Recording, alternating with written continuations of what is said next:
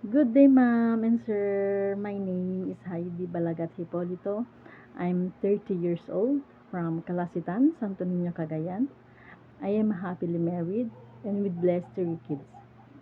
I am a high school graduate. I am a Roman Catholic. My husband is a security guard. My father is a farmer. My mother is a housewife. I work as a housemaid here in Philippines for 2 years. I serve 4 members of their family, 1 couple and 2 kids.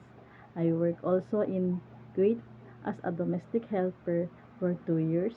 I serve 4 members of their family, 1 couple and 2 kids. My main duties are to take care of the kids and to feed them, bath of them, playing of them, changing the clothes, cleaning, cooking, wash the dishes, doing the laundry, wash the wash the car, and go to marketing.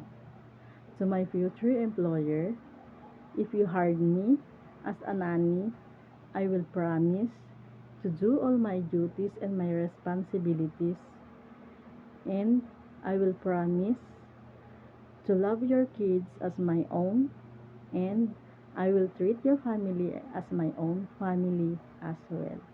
And that's all. Thank you.